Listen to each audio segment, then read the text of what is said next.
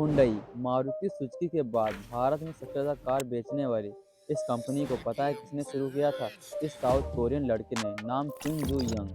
बचपन में सिर्फ 2 वक्त की रोटी के लिए 17-18 घंटे तक खेतों में काम किया। अमीर बनने का सपना लिए कई बार घर छोड़कर भागा। यहाँ तक कि कई बार तो इसके बिजनेस में आग लगने, बाढ़ आने और युद्ध की वजह से खत्म तक हो गए। लेकिन फिर भी हार न मानते हुए इसने दुनिया की सबसे बड़ी कार कंपनियों में से एक हुंडई को बनाया। अगर आपको भी लगता है कि बुरा सिर्फ मेरे साथ ही क्यों होता है, तो इस वीडियो को आपको पूरा देखना चाहिए, क्योंकि यह वीडियो आपकी लाइफ बदलने वाला है। तो इस कंपनी की शुरुआत होती 1950 में, जब एक गरीब फैमिली में चुंग जू यंग का जन्म हुआ। उनके पिता एक किसान थे जो अपने 7 बच्चों का पेट पालने के लिए पूरे दिन खेतों में काम किया करते थे।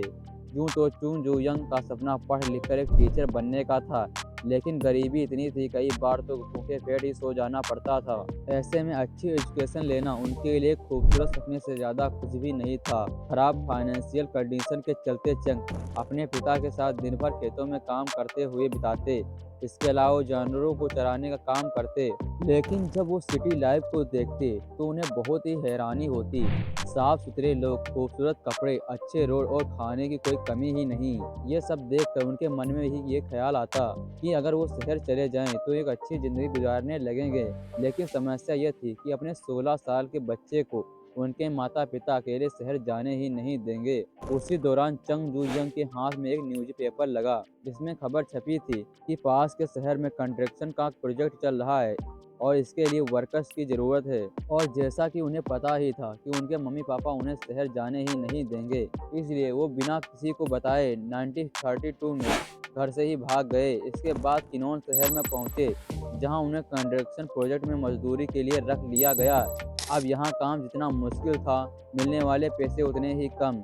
इसके बावजूद चंग जू यंग ये सोचकर सेटिस्फाइड थे कि पहली बार वो अपने दम पर कुछ कर रहे हैं। हालांकि उनकी यह खुशी ज़्यादा दिनों तक कायम नहीं रही, क्योंकि घर छोड़ने के बाद उनके मम्मी पापा उन्हें पागलों की तरह ढूंढ रहे थे।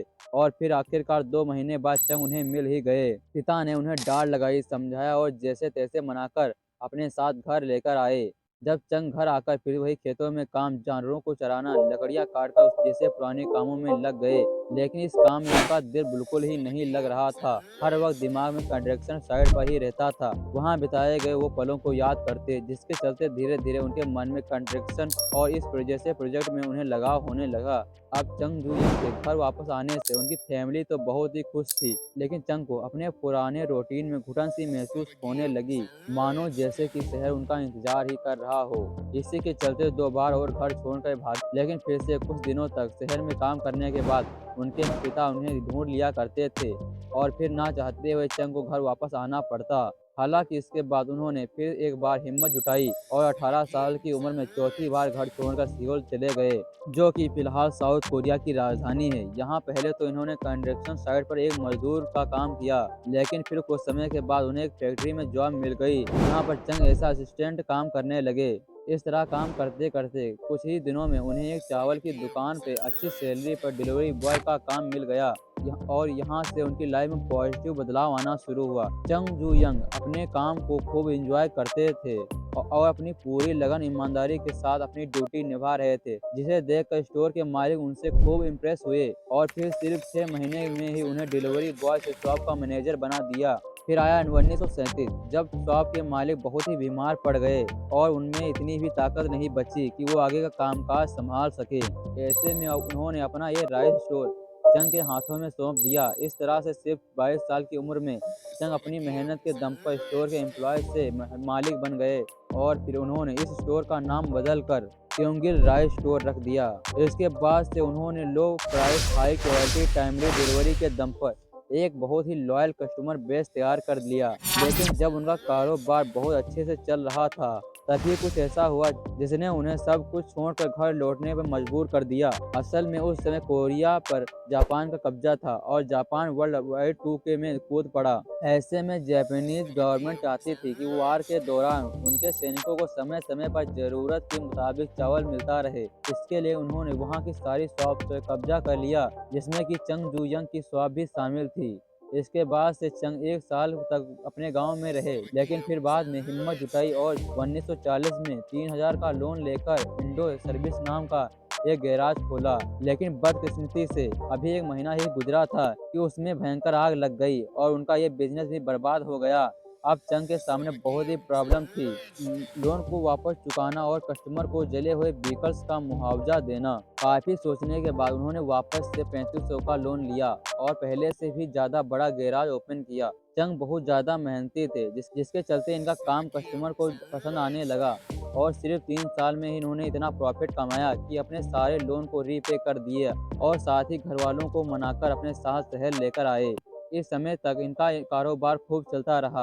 असल में जापानी गवर्नमेंट ने चंग जुयंग के गैराज को एक स्टील प्लांट के साथ मर्ज कर दिया, यानी कि एक बार फिर से चंग वहीं आकर खड़े हो गए जहां से उन्होंने शुरुआत की थी। एक तरफ गैराज छिन जाने का दुख, ऊपर से सियोल में बढ़ता तनाव, इसे देखते हुए अपनी फैमिली के साथ वापस गांव चले आए। लेकिन अच्छी बात यह थी कि चंग ने 50,000 की सेविंग कर रखी थी, इसलिए उनके अंदर थोड़ी हिम्मत थी कि वो वापस से अपना कारोबार शुरू कर सकते हैं। बस इंतजार था तो वार खत्म होने का।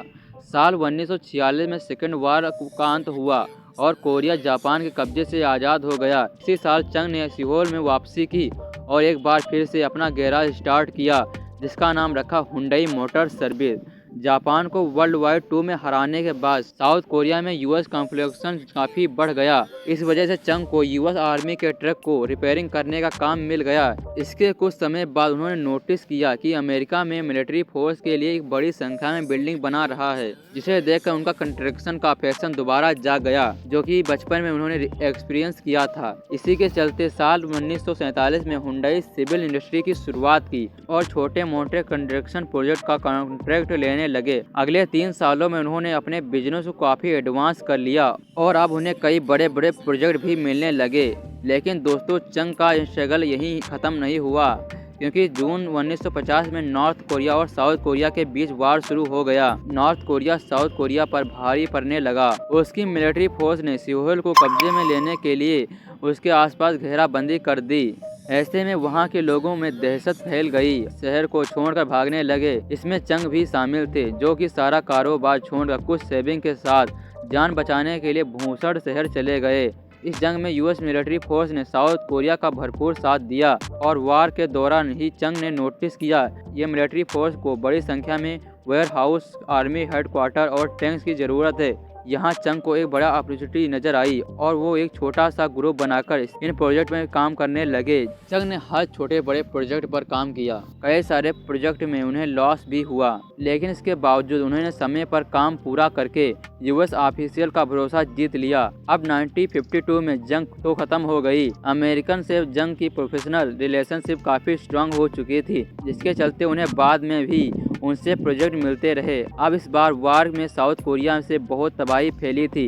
इन्फ्रास्ट्रक्चर की धज्जियां उड़ गई थी, उसे दोबारा से रिबिल्ड करना चाहती थी। तो दोस्तों, साउथ कोरिया की रीडेवलपमेंट में हुंडई सिविल इंडस्ट्री का बहुत बड़ा मेजर रोल रहा और उन्हें कई सारे प्रोजेक्ट मिले, जिनमें से कई सारे express way Korean Unilever plant में डैम शामिल थे। इसके बाद से 1960 में कोरियन गवर्नमेंट में एक ऐसी पॉलिसी लेकर आई जिसने हुंडई की कार रिपेयरिंग से एक कार मैन्युफैक्चरिंग कंपनी बनाने में मदद की।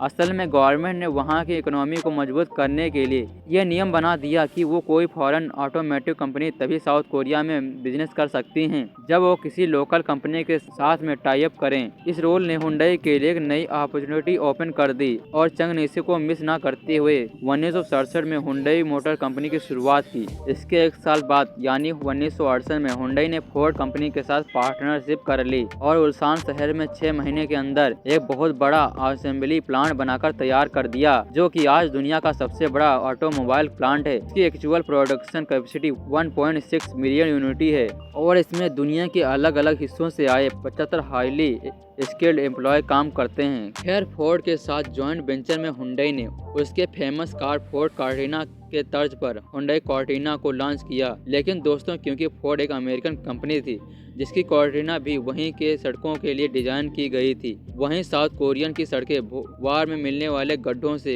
अभी भी पूरी तरह से उभर नहीं पाई थी। ऐसे में हुंडई कॉर्टिना कंपनी के लिए बहुत ही बड़ी फेलियर साबित हुई। कंपनी को इससे काफी नुकसान हुआ और लोग रिफंड की डिमांड करने लगे। लेकिन इससे पहले चंग इन प्रॉब्लम से निपट पाते, 1969 में एक ऐसी भयानक बाढ़ आई जिसमें कि उल्सान का पूरा असेंबली प्लांट ही डूब गया, नई कार में भी पानी भर गया और कंपनी को बंद करने की नौबत आ गई। लेकिन दोस्तों, चंग ने अपनी जिंदगी में इतना फेलियर देखा था, लेकिन अब मानो इन सब की उन्हें आदत सी हो गई थी। उन्होंने फिर से प्लांट को शुरू किया और हर तरह की प्रॉब्लम को काम करके दोबारा से हुंडई कॉर्टिना को मार्केट में उतारा, जो कि इस बार काफी सक्सेसफुल हुई। हालांकि 1974 में, जो कि चंग का इंतजार कर रही, असल में हुंडई का अपने नाम से कार को लॉन्च करना फोर्ड को बिल्कुल भी पसंद नहीं आ रहा था, क्योंकि साउथ कोरिया में फोर्ड को पहचान नहीं मिल पा रही थी। इसके चलते दोनों कंपनियों के बीच झगड़ा शुरू हो गया और 1974 में फोर्ड ने हुंडई के साथ कॉन्ट्रैक्ट को खत्म कर दिया। अब अचानक से फोर्ड का जाना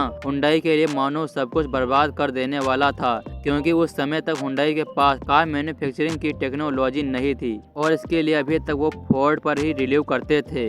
इस कॉन्ट्रैक्ट के खत्म हो जाने के बाद चंग एक नए पार्टनर की तलाश करने लगे, जो कि उनके साथ मैन्युफैक्चरिंग टेक्नोलॉजी को भी शेयर कर सके। इसके लिए उन्होंने उस समय के बड़े प्लेयर्स वॉक्सवैगन और जनरल मोटर्स के साथ डील करने का प्रपोजल रखा, लेकिन इन दोनों कंपनियों ने ही इसे ठुकरा दिया और फिर इसके बाद से चंग ने अब जापान की मित्सुबिशी मोटर्स के साथ डील करने की ट्राई की और ये डील फाइनल हो गई, जिसमें मोटर्स ने अपनी कार मैन्युफैक्चरिंग टेक्नोलॉजी को हुंडई के साथ शेयर करने का एग्रीमेंट एक्सपेक्ट कर लिया। इसके साथ हुंडई का पूरा फोकस खुद की कार डेवलप करने में लगा दिया, जिसके लिए उन्हें ब्रिटिश इंग्लैंड के अंदर रहने वाली कंपनी हॉस्टन मॉरिस के farmer managing director George Turnbull को हायर किया। तो दोस्तों, जॉर्ज टर्नबुल ने इस प्रोजेक्ट के लिए 5 और भी इंजीनियर को हायर किया, जिसमें कार की जो बॉडी होती थी उसके डिजाइन एक्सपर्ट कैथन बर्टन और एडवर्ड चैम्पेन, बीआरएम यानी ब्रिटिश रेसिंग मोटर्स के फार्मर चेसिस इंजीनियर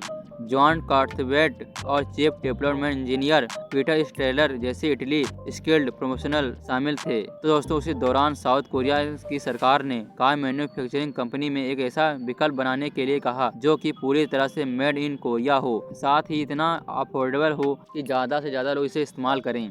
इसी को माइंड में रखते हुए कंपनी ने एक नया प्लांट सेटअप किया और हुंडई की इंजीनियर गवर्नमेंट की सरकारी सारी बातों को ध्यान में रखकर कार मैन्युफैक्चर करने लगी। फाइनली 1975 में हुंडई ने अपनी पहली सेल्फ मेड कार को लॉन्च किया, जिसका नाम रखा गया पोनी।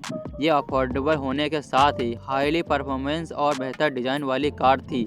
पोनी साउथ कोरिया में इतनी सफल हुई कि कुछ ही समय में इसने वहां की कार मार्केट का 60% हिस्सा कैप्चर करके हुंडई को वहां की सबसे बड़ी कार कंपनियों में शामिल कर दिया। इस सफलता के बाद चंग 3 लाख कार मैन्युफैक्चरिंग करने का फैसला लिया, जिसके बाद से हर कोई इसे एक बेवकूफ़ी भरा डिसीजन कहने लगा, क्योंकि साउथ कोरिया की टोटल मार्केट डिमांड 30,000 की थी। ऐसे में 3 लाख कार्स का मैन्युफैक्चरिंग करने का कोई भी मतलब नहीं बनता था। लेकिन दोस्तों, चंग तो यहाँ बहुत ही बड़ा सोच कर रखे थे, क्योंकि उन्होंने अपनी कार्स को साउथ कोरिया से निकाल फॉरेन मार्केट में लॉन्च कर दिया। 1982 में हुंडई ब्रिटिश मार्केट में एंटर हुआ, जहां अपने पहले साल में ही उन्होंने 2993 कार बेच दी और फिर आगे चलकर 1984 में इस कैनेडियन मार्केट में पोनी टूर को लॉन्च किया, जो कि अपनी अफोर्डेबल के चलते खूब फेमस हुई और कंपनी वहां भी अपने स्ट्रॉन्ग पैसेंजर डेवलप करने में कामयाब हो गई। हालांकि हुंडई अब तक कई सारे देशों में पहचान बना चुका था, लेकिन अभी तक अमेरिका जैसे मेजर मार्केट में एंटर करना उनके लिए पॉसिबल नहीं हो पा रहा था। तो दोस्तों, उसका मेन रीजन था एमसल नॉर्म्स, जिस पर हुंडई की कार परफेक्टली फिट नहीं हो पा रही थी। कंपनी ने अमेरिकन मार्केट में एंटर करने के लिए एडमिशन क्राइटेरिया के अकॉर्डिंग एक नई कार मैन्युफैक्चर की, जिसका नाम हुंडई एक्सल रखा गया। उस दौरान हुंडई ने किया था तो यूएस के अंदर सेकेंड हैंड कार की मार्केट बहुत ही बड़ा था। ऐसे में कंपनी ने वहां इन्हीं कस्टमर को टारगेट किया और 1986 में सेकेंड कार के ही प्राइस में होंडा एक्सल को 5 साल की वारंटी के साथ अमेरिकन मार्केट में लॉन्च कर दिया। अपने इस स्ट्रैटेजी से कंपनी टारगेटेड कस्टमर को लुभाने में खूब कामयाब हुई, बाकी कार कंपनियों को हैरानी में डाल दिया। लेकिन दोस्तों, इस आंकड़े में अगले साल और भी ज्यादा उछाल देखने को मिला, क्योंकि 1987 में हुंडई की वहां पर 60,000 कार सेल हुई, जिसके चलते इन दोनों सालों में एक्सेल अमेरिका की टॉप सेलिंग कार रही थी। तो तब दोस्तों एक्सेल कार में हुंडई को उसकी प्रेजेंस स्ट्रॉन्ग बनाने में ग्लोबल के लेवल पर एक मेजर कार कंपनी के रूप में पहचान दिलाने के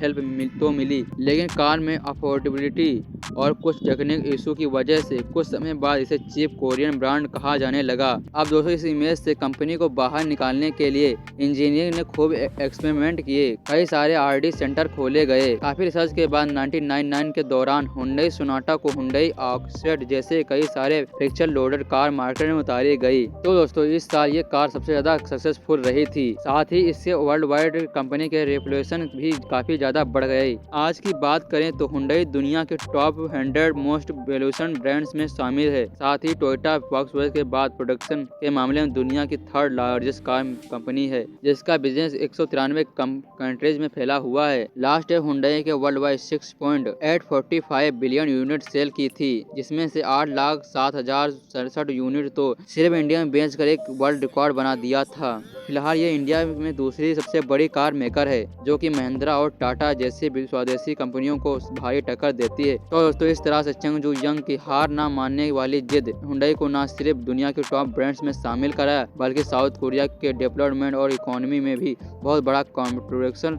रोल अदा किया। मिलते हैं दोस्तों किसी नेक्स्ट वीडियो में।